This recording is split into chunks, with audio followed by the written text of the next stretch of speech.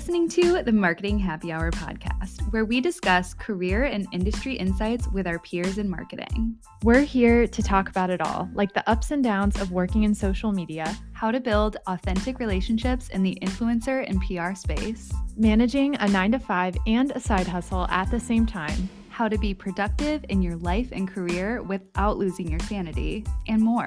Ultimately, we're here to build a community with you because we're all trying to navigate the world of marketing together. Are you ready? Grab your favorite drink and join your hosts, Cassie and Erica, for this week's episode.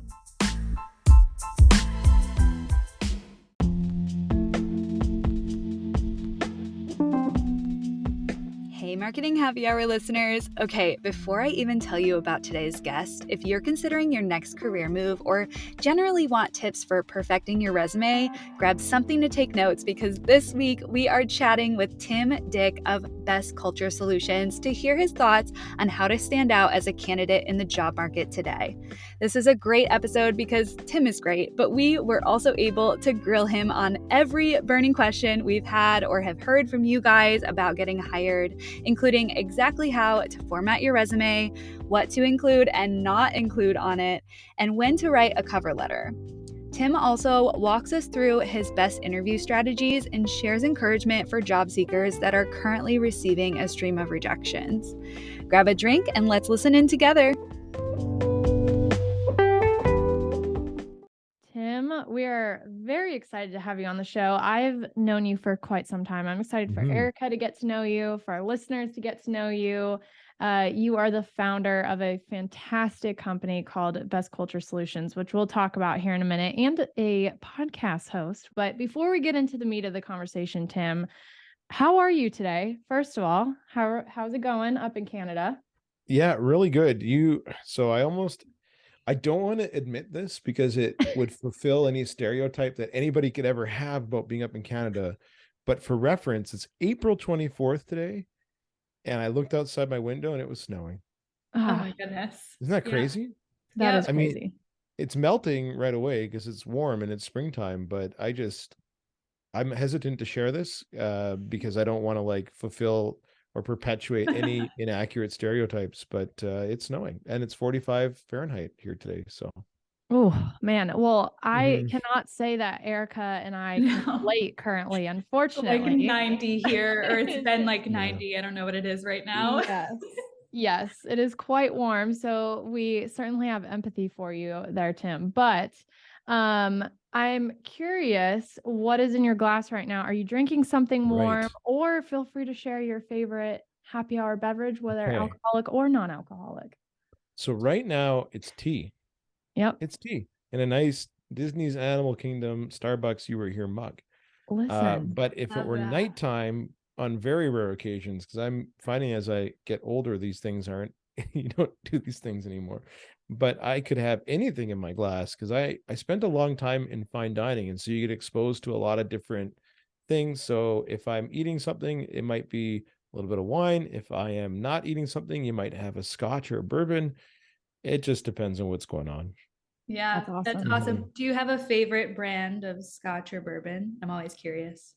Not really. I really don't, because it's like what fits like what you're doing, right? There's different ones that do well with different things, and probably if it was bourbon, I mean, like I say, I don't get to it often anymore, but usually, just your Maker's Mark or something like that will end up being there. Recently some Basil Hayden. But yeah, nice. We do okay. That's awesome. That's awesome. Very good. Yeah, we love that. And I too, actually, ironically, Tim, have hot tea in my Animal Kingdom mug as well. No way. So there we go. And this is a vintage. Tim and I were just talking off record about what's vintage and what isn't. This might be considered a vintage mug. I got this in 2015, and so it's a classic. Wasn't it just the Animal Kingdom anniversary or something? It was. Yeah, that's exactly why I'm using this mug today. Wow. Same. Erica, what do you have right now? I also have tea, but it's not in that same mug that you guys have. I have my own personalized mug, but it's just some black tea with some milk, which is my favorite almond milk brand. So Shout out to them. But okay, let's get into the meat of the episode here. Sure. Let's talk about who you are, why we're here today, and podcast. Sure. Well, first of all, it would have been way more interesting if you just been like, instead of all that, you just said, "Who are you?" and just left it awkwardly. But anyway, no, my name is Tim, and I am the founder of a business called Best Culture Solutions. And what we do is we help people solve the workplace on both sides. So we help employers with recruiting and people and HR strategies, and we help job seekers have resumes that that are going to get convert into more interviews, and we help them with interview coaching and planning their career transitions. So we help people on both sides of the table. And so my podcast called The World at Work, we do this really cool format there where we have episodes that will help people that are job seekers, and we'll probably, as time goes on, extend that into not just job seeking tools and advice, but just as an individual navigating the workplace from that side of things. And then Jody Mayberry hosts episodes where we try to help employers with people strategies. And I had no idea that this, like, having two hosts was like so out there. I love it. I think it's a great format. It challenges me as a host, and I think that the benefit of it too is that it really gets good questions out there that I may not have otherwise thought of. That is awesome. And we're really excited to learn from you today. I've listened to a few of the episodes that you guys have put out, and there's always some great nuggets of advice in there. So excited for our listeners to, learn from you and then tune into those episodes as well later on. But first, let's just talk about common mistakes that job seekers make that might hinder them from landing positions. I know that's the hot button issue right now. The biggest mistake that people make is they sell themselves short, honestly. A lot of people, they'll look at a job description or a job posting and they're like, I just couldn't do that. Or I haven't done this before. Or I don't have, this job description lists 20 things and I don't have experience with one of them, but I have the other 19. They sell themselves short. And if I were to list, if I were to list three biggest mistakes, that would be number one, right? And it's so true, I think, of humans in general. There's so many people that let some form of imposter syndrome hinder them from realizing their full potential. Job seekers are no different. And it's just part of being human. And it's those thoughts creep in. It's definitely easily the biggest mistake that I see from my clients when we start working with them. And it's and there have been clients out there too that do things that they could never have otherwise thought possible. I mean, without that belief, like, we've helped people get interviews with Disney in Orlando, which isn't easy to do when you don't already live in Orlando, and for senior level jobs where they often promote from within. But it all started with that level of belief. So the biggest number one thing I see, honestly, is that level of belief that people have in themselves. And it's actually really sad. What else in terms of, the interview process, resumes we'll talk a little bit about here in a minute, but just overall with the process, once you feel like you have that belief, you feel like you can make it happen, you decide you're going to apply for this one job, what are some things that you see once you get into the meat of the process there? Yeah, great question. The biggest thing that I see, and anybody who's ever listened to our podcast will hear this over and over again, an inability to be specific. Interviewing and job seeking is really just a big game in being specific. I shouldn't use the term game so glibly, but it really is. Like, you really need to be specific with people about experiences that you've had and accomplishments that you've achieved that use the skill set for the job that you're applying for.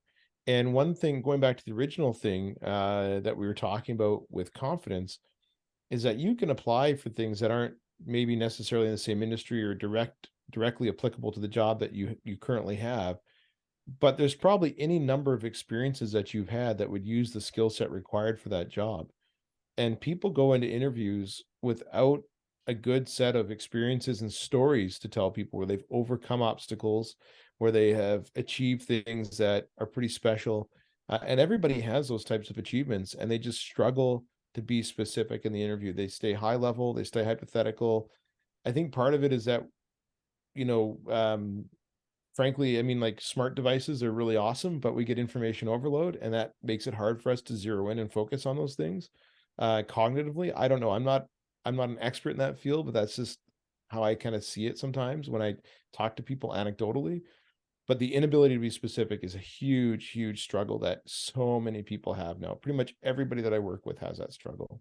Yeah, absolutely. Thank you for that, Tim. And we'll get into that a little bit deeper here shortly. But, obviously speaking to the marketing industry here, want to narrow down on that for just a moment. So, Mhm. one common assumption in this industry is that each person needs to have a very highly designed resume. It needs Mhm. to be developed in Canva or Adobe or any of these platforms to really speak to the creativity of the industry. Right. This is a belief that I previously had, and I would only submit PDF resumes that were highly designed. I thought that was my key into getting an interview. So I'm curious to hear your thoughts on that, both from a technical standpoint, some of the systems that are used in the job hunt process, but also just overall, what are Yeah. your thoughts on doing so, and what would you recommend instead?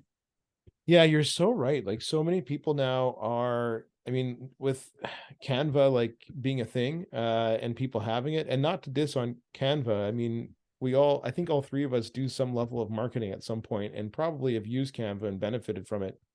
Cool. It's a great tool, but what's happening is that people are getting in there and they're seeing these really sleek, graphically designed resume templates and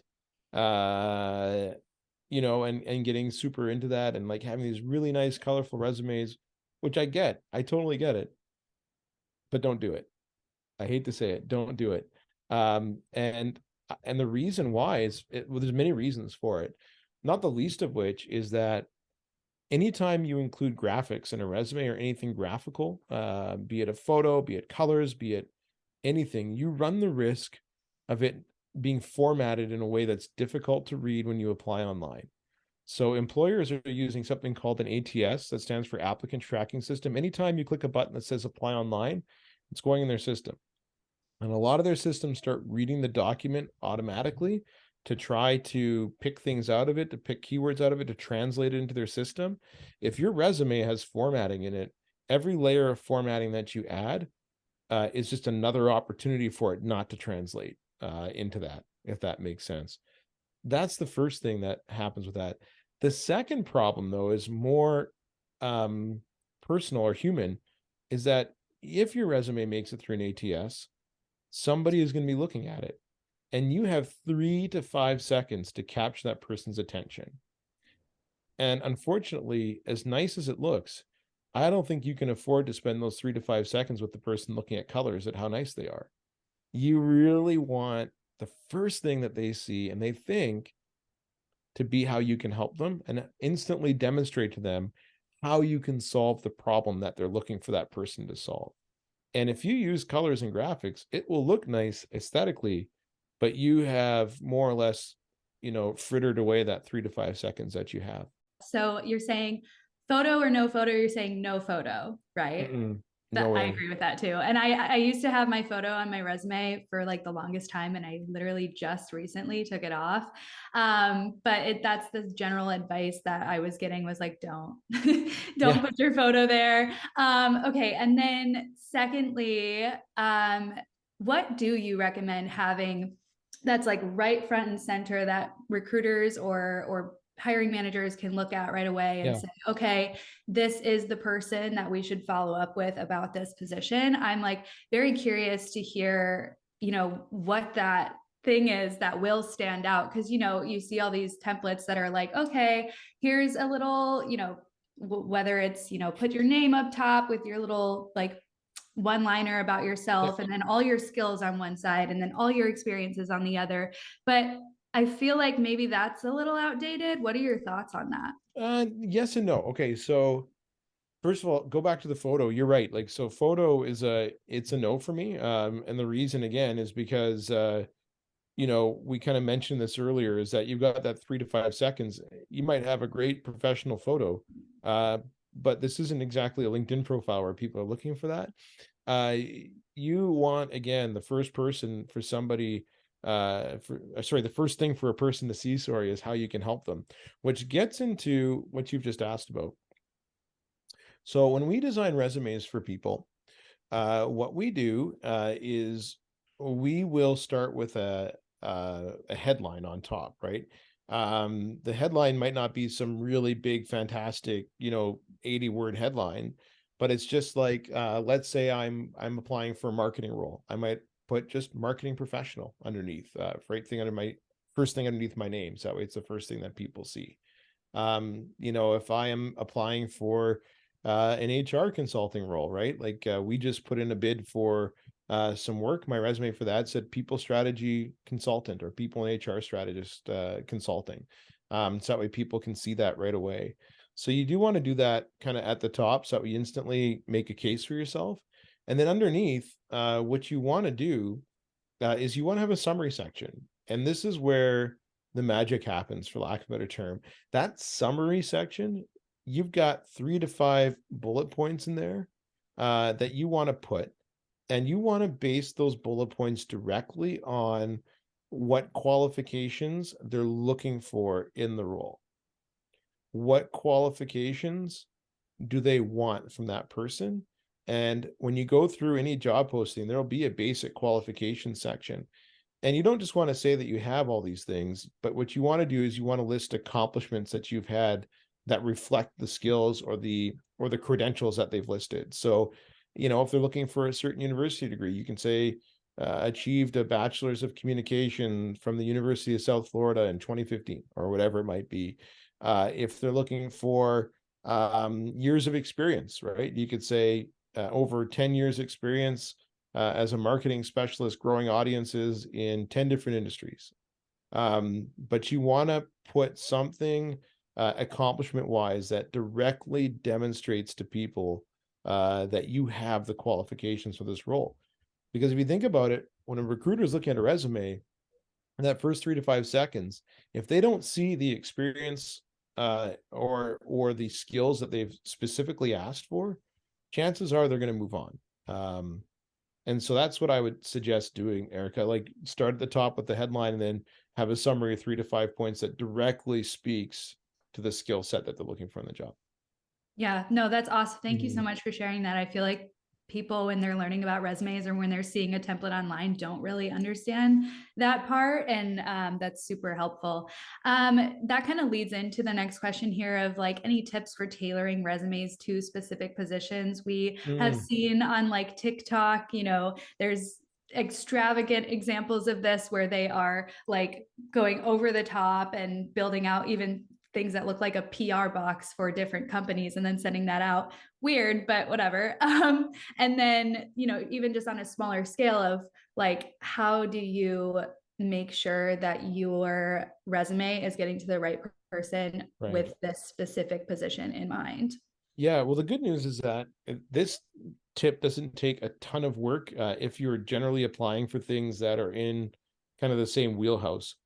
But basically, what you want to do is you want to go through the responsibility section of a job posting, and you want to see what type of experience that you're going to need to accomplish the responsibilities. So it might say budgeting, it might say leading people, it might say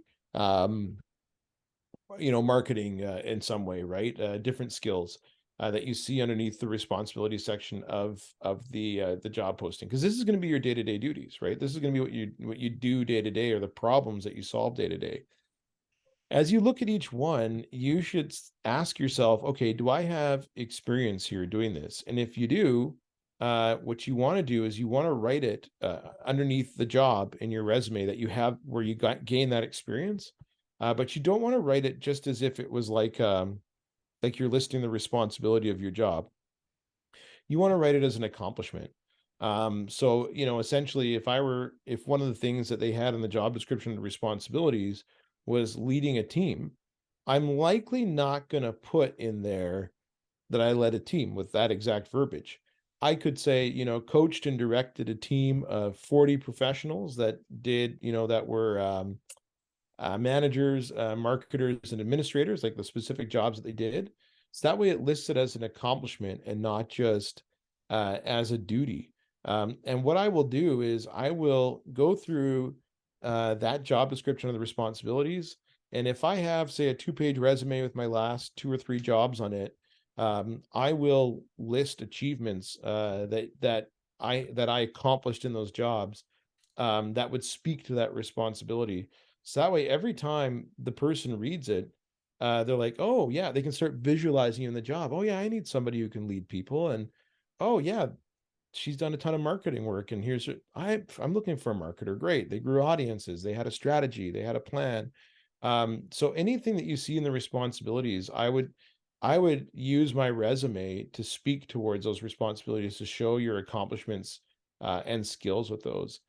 It sounds like a lot of work, because it is, and that's why we're here to help people. But if you are applying for similar types of roles, right, then fortunately for you, you shouldn't have to tailor that too much every time, because if you're going for leadership roles, there's always going to be some element to people leadership. If you're going for marketing roles, there'll always be some creating strategies and measuring and stuff like that will be across job posts. So if you do it well the first time, and you're always working in the same sandbox, you shouldn't have to do major surgery every time. But that's how we do it.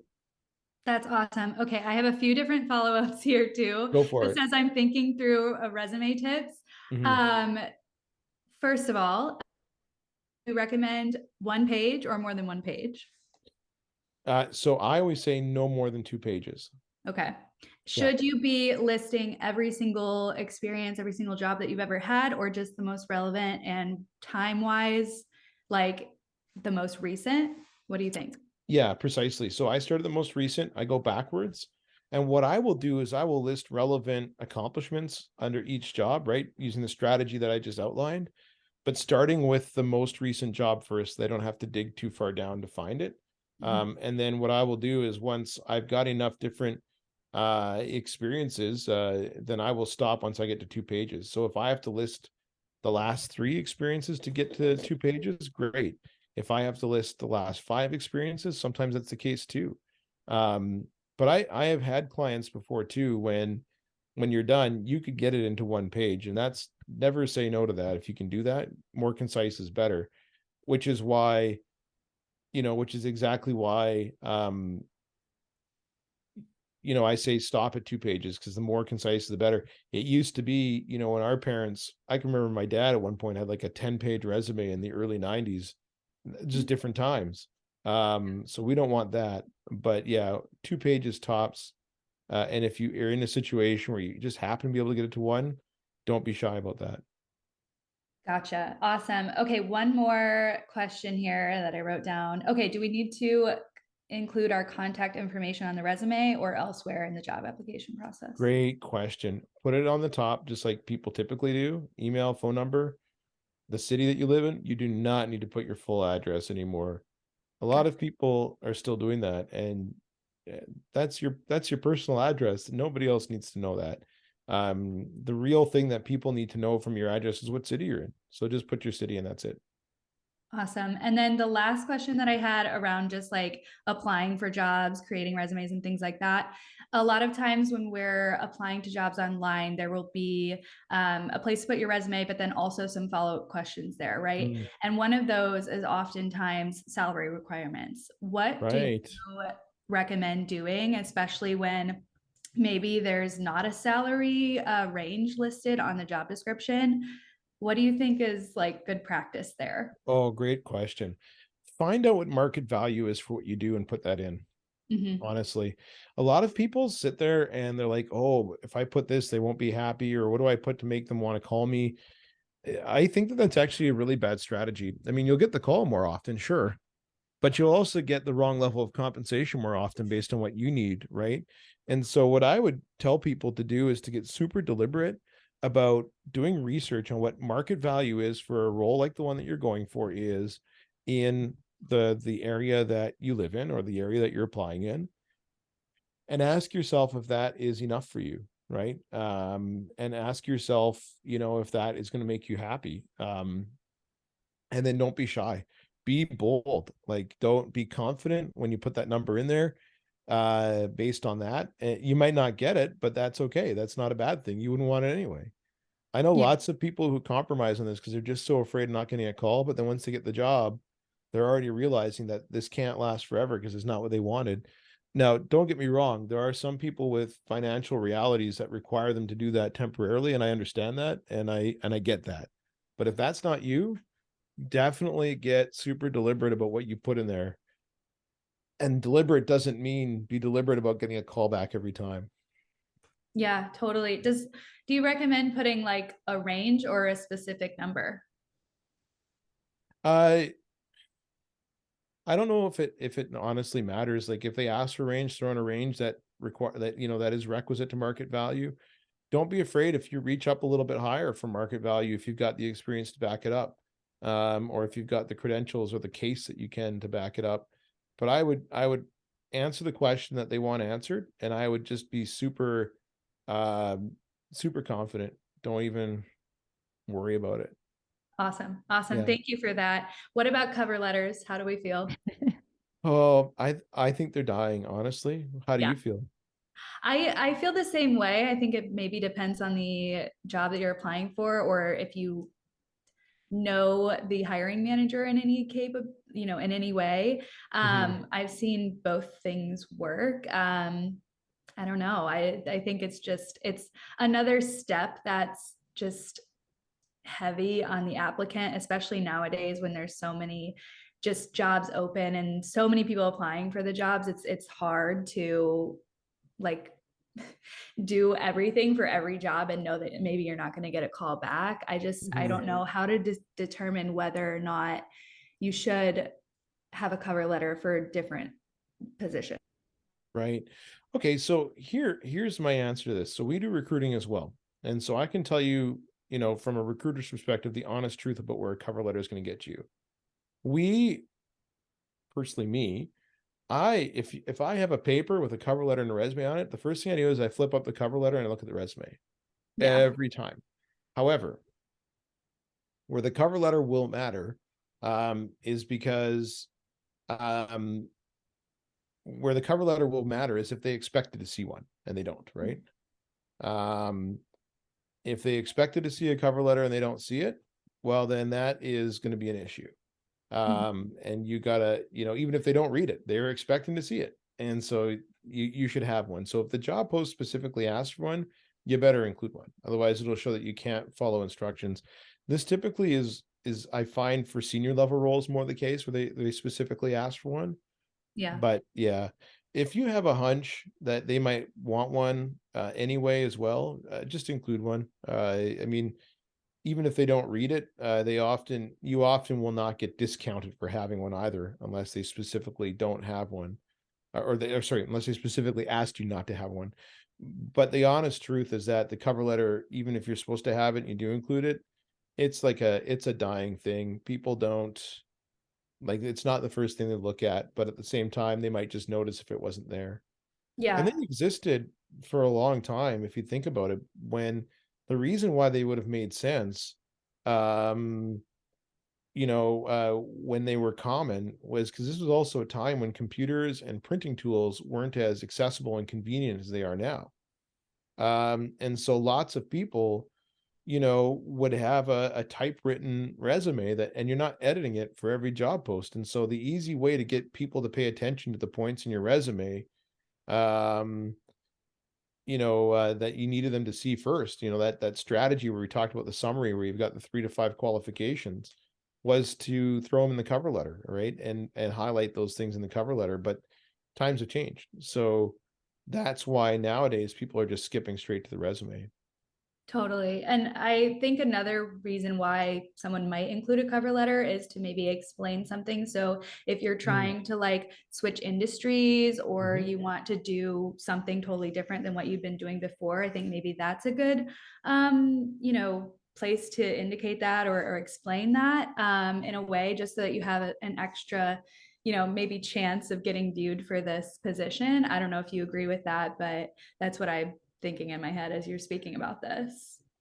Yeah, you can definitely get ahead of things. And then want to do though, if you did that, is you'd want to start highlighting the skills that you do have that are directly, applicable to the role that you're applying for, the pivot that you're trying to make. Yeah. Yeah, Awesome. I could see that for sure. Awesome. Okay. Any last formatting tips around resumes before we move on in the conversation? I feel like I've been taking it over, just asking all these different questions. So anything off the top of your head that someone needs to know? Yeah, I get lots of questions about formatting, so it's all good. So the biggest thing too that I don't think we've talked about yet is you'll see a lot of people now like just use a top to bottom approach, right? I'll see lots of people now that have like sidebars and then the main body, on the left, like a sidebar on the left that has maybe their degree or a little bit of their accomplishments, and then a main body on the right. And I don't think that it certainly wouldn't disqualify you from anything because most people aren't thinking about this. But if you think about it, um, when you do that, you've lost control of where the reader goes with their eyes, right? They might go to the left, they might go to the right. They don't know where to start reading. You want to really use a simple top to bottom approach with the resume, right? Starting with your name, the header, then the summary, and working down. No sidebars. Because as soon as you put the sidebars in, you've lost control of what they read first. You don't know if they're going to go to the left, the right, to the top, or the bottom. And so I know that people are looking at more complex approaches these days, but we personally, we recommend every time like a simple traditional top to bottom approach that I know bores a lot of people because there's so many cool and pretty things now that you can do with your resume. But no, simple top to bottom approach wins. Awesome. I love that. What about, okay, so top to bottom approach, we talked about the summary and the relevant experience, and your name and contact info at the top. Yeah. Is there a place where you should be putting, skills that maybe aren't in your experience? Depends on the role, right? So if it's like a technical job, that's going to require use with some skills, software, maybe it's a coding job, maybe it's a role in IT, then yes, you want to put, you can do like a bulleted list underneath your summary of skills that are relevant to a job like that. So if you're in a trade, if you're a coder of some sort, or in the IT field, and you want to list the specific systems that you may have worked with, or things of those nature, then yes. But that's where I would use that. Some people will put soft skills in there, like leadership, and I wouldn't use that section for soft skills. And the reason why I wouldn't is because you're going to have accomplishments elsewhere in your resume that demonstrate that, and it's hard to tangibly say that this is just a skill of mine without backing it up with an accomplishment, right? Like I could say I'm a leader all day long, but unless I've shown you, how do you know that? That's where those accomplishments come in. But if I'm certified to use Microsoft Azure or something like that, well then, okay, that is something I can list as a skill, and that's easily verifiable, I think is the word that I'm looking for. That's awesome. So I only use a skills section if it's hard skills. Yeah, absolutely. That's great. That's great. This has been so fun. I do want to ask you one more question on resumes before we move on to interviewing. Sure. File format. So once all of this is said and done, how do we need to export our resumes to then upload them into the ATSs that for the jobs we're applying for? Great question. So, you want to use, if they request PDF format, use PDF, right? If you see in the job posting PDF, then that settles it right away. If they don't specify format, then you actually want to use .doc, the old Microsoft Word 97 to 2003 format, believe it or not .docx like your computer is going to want to. And the reason for that is because it's that formatting thing again. .docx has more formatting tools in it that can get lost in translation. .doc is a little bit more primitive. And because of that, there's not as many things that can go wrong when it's being translated over. It seems strange, but yeah, you want to use .doc just to guarantee there's no conversion problems. Fantastic. So follow directions seems to be a key point here. So just read that job description thoroughly, follow those directions. And even with these best practices in your back pocket, still cater the experience to what that specific brand is asking for. And then be clear, provide an excellent, we like to say customer client experience, but for this point, a perfect recruiter experience on your resume, just making sure everything is laid out nicely. It's not confusing. But Tim, with that too, want to move on here to interviewing. So overall, what top tips do you have that will help the job seeker in their upcoming job search? Yeah. So job searching and interviewing. Okay. So job searching, the biggest thing that you can do with the search is get really deliberate about where you want to go with your career, right? So I always tell people that before you start your search, what you want to do is you want to sit down, you want to ask yourself, what are things that you currently do in your career every day that are things that are enjoyable for you, so they feel like you get to do them? And what are things that you do that are have to do? So like when they come across your desk, you kind of like you lose energy because they're just things you don't enjoy. Now, unfortunately, you cannot ever create a career where there's no have to do's. It just, but what you can do is you can make sure that you have more get to do's than have to do's, and get really deliberate about applying for the types of jobs and roles that are going to give you more of that, more of the get to do's instead of the have to do's. And then get really deliberate about what values you're looking for in a company, and start looking. You almost want to create like a list, right, of the companies that uh, you think on a values level or share the most with you that way are number one, and have the roles that would energize you, and start working your way down. And kind of do it that way. Get really, really, really deliberate about what it is you want to do and where you want to do it. So that way, when you are applying for jobs, and you're out there searching for jobs, you're super deliberate, right, about what you're doing, where you're doing it, and how you're doing it. That is the number one thing. And then also, I always tell people, do a little bit of a financial analysis. Like, what does your runway look like? Because I just gave you a strategy to find what we hope to be a perfect fit for you, or as good of a fit that you can get. But sometimes it's not always straightforward, and you don't always, just because you made the list and you applied once doesn't mean you get your top choice. And so you need to understand where you stand financially, to find out when you may need to, in the short term, make a different decision, right? As you continue that job search, to find something that might be, short term in the sense that it would be 1 or 2 years long, while you continue to search in the market for one of those roles that you identified earlier. Just know where you stand financially, because that will tell you what you can and can't do, and how deliberate and how patient you can be with finding that deliberate position.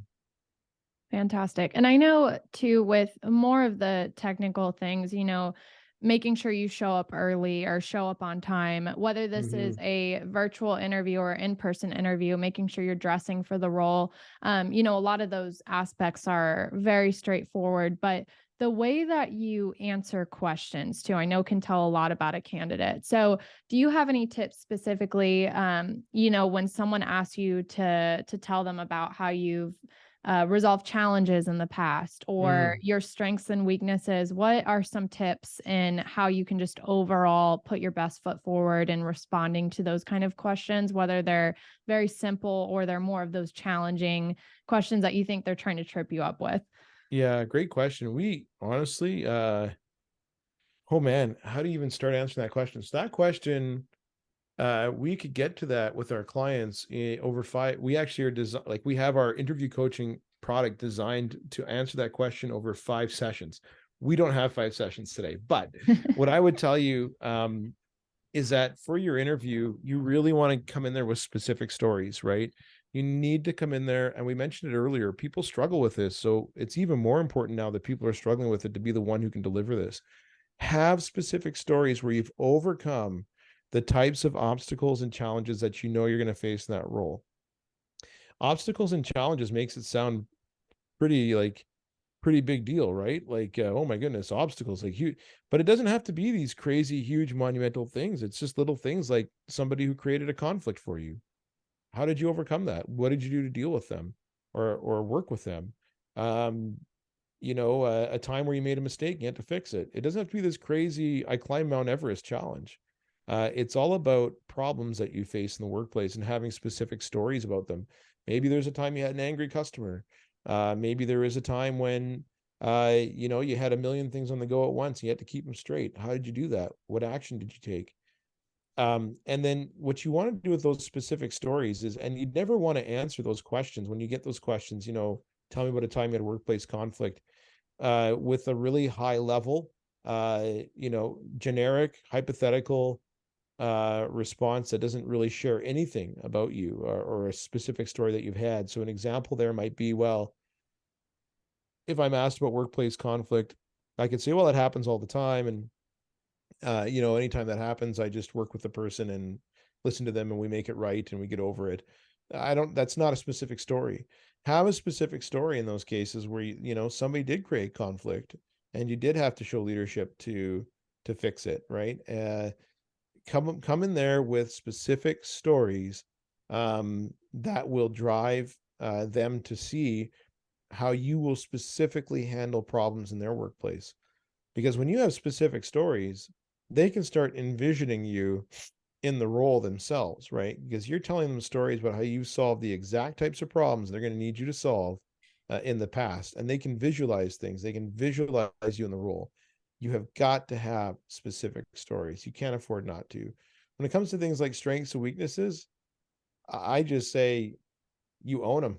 Be honest, be upfront, be vulnerable. I mean, don't be unprofessional or overshare, but just, point out to people things that you have had to improve on in the past. And all you really have to do is just say, and this is what I've done to improve on them. And when you share the improvements that you've made, you can't just say things that, well, I tried to do this differently, or I thought about doing that differently.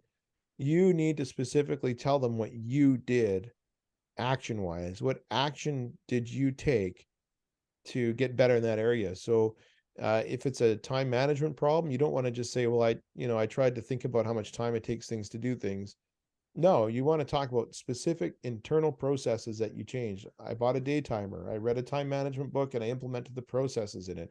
Those are actions that you've taken to improve on your weakness. But everything is just all about sharing or showing action, right? Show action. Show that you are going to take action when the chips are on the table, and have stories that are have stories prepared where you have taken action in the past. Awesome. And I know right now job seeking is challenging. We've had a lot of people on, we do these Tuesday segments called Open for Hire, and some people will come on who haven't had jobs for months at a time. And you can tell they're starting to get worn out by the process. So what just overall word of encouragement would you share with that job seeker, just to help them stay confident in the process, to keep going despite some of the common challenges, getting told no over and over again? Just some things that they can do to push forward in this process. Yeah, great question. And I never want to be the type of person that would just, toxically say, you just got to keep pushing, because it's not like, there are adjustments sometimes that need to be made. But, all these things that we've talked about, they are all things that will help shorten your cycle time to finding the best possible job for you. Unfortunately, they're not a silver bullet. It's just like how, we have our websites, right? I mean, we're both, all three of us, we own businesses and we do business. We have websites where we have, very carefully message our product. Just because somebody goes to your website, like, raise your hand if every single hit you get your website, somebody clicks buy now. It doesn't happen. But it doesn't necessarily mean that your website is poorly messaged. It just means that they're not ready yet, or it's just not time, or it doesn't fit. Same goes with the job search process. I've had clients before that first resume they put in, it didn't work, and I'm just discouraged. It's like, well, you're not done, right? You're not done. You're just starting. Sometimes it does work on the first try. Sometimes it doesn't. But sooner or later, it will work if you do these things. If you can have a great resume that captures the attention of the reader within 3 to 5 seconds, if you go into those interviews with stories, and it's just like we talked about with negotiation too, don't forget that effective communication doesn't always land a job offer. Effective communication will land you the right job offer, and it can keep you away from the wrong job offer. And by being honest and owning those things and constructive, that's the way to get it done. That's excellent advice. And this whole episode has been filled with excellent advice. So thanks so much again for just joining us today and sharing all that you know with our listeners. A lot of our listeners are either early in their career or they're looking to make a career change. So this is like super, super helpful and very timely. We do love to ask this last question on the show, and Sure. that is, what do you know now that you wish you knew early on in your career? Oh, a few things. But I mean, it goes back to that original question about what do you see job seekers mistakes that they're making, that issue of confidence, right? I think somebody once told me, don't let your memories be bigger than, I'm sorry, yeah, don't let your memories be bigger with your dreams, be bigger than your dreams, sorry. And what they're trying to tell you is, you have these great ideas and these big ideas, but memories from the past might hold you back from going after them, because it might lead you to think that you can't, or it's not a good idea, or it's silly. And I would tell you never to let those types of memories get in the way of what you think you're capable of. What happened to you yesterday, you can let it be, you can let it be a killer for whatever it is you think you could do in the future, or you can let it be a learning tool. And if you let it do the first thing, then you'll never achieve those things, and you'll prove yourself right, or whatever negative point in your mind you thought was right was there at the time, as opposed to proving that area in your mind that isn't negative right instead. And so you have a choice. You can either, prove the good side right, or you can prove the bad side right, and you pick. So yeah. That's awesome. Thank you for that, Tim. Yeah, this has been fantastic. So thank you for this. I really hope this just helps everyone craft a winning resume and to step into the job seeking process with confidence. But with that too, we have to know where everyone can follow along with you. If Sure. someone really resonated and this information was incredibly helpful to them, but they want to dive deeper, maybe they need help with interview coaching, resume writing, how can they get in Yeah. contact with you and your team? Well, first of all, thanks for having me. I had a ton of fun, and yeah, I really enjoyed being with you both on your show today. But people can get in touch with me by visiting our website, bestculturesolutions.ca. We are in Canada, as we mentioned, but we work all over the continent, and we're happy to do so. My email address personally is tim@bestculturesolutions.ca, and we love helping people. We're on LinkedIn, we're on Facebook, we have Instagram, we're all those cool places. But yeah, we love to help, and we're happy to help. Awesome. And I have to mention too, as we close out, Tim has a fantastic podcast. He's the star of World at Work. So go check that out wherever you listen to podcasts. There's some wonderful tips on there as well if you want to continue your education on this topic. You're just way too nice. Well, thank you, Tim. Thank you so much for joining us. Again, this was fantastic. Cannot say thank you enough. And we just had so much fun having you on the show today. Thanks for having me. I had a ton of fun too.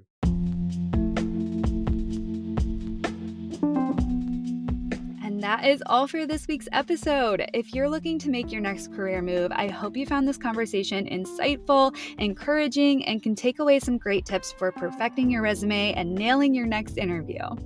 If you enjoyed this episode, please remember to subscribe, rate, and leave a review on your favorite podcast platform. For more from Marketing Happy Hour, be sure to head over to our website at marketinghappyhr.com or follow us on Instagram at marketinghappyhr. Catch you next week.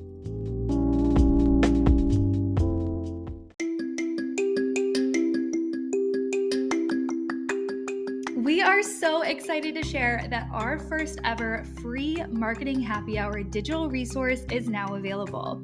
Download the Dream Career Game Plan today at marketinghappyhr.com/freebie. That's marketinghappyhr.com/freebie. This 5-step workbook will guide you through defining your goals, building your network, diversifying your skills, influencing where you're at, and investing in your growth.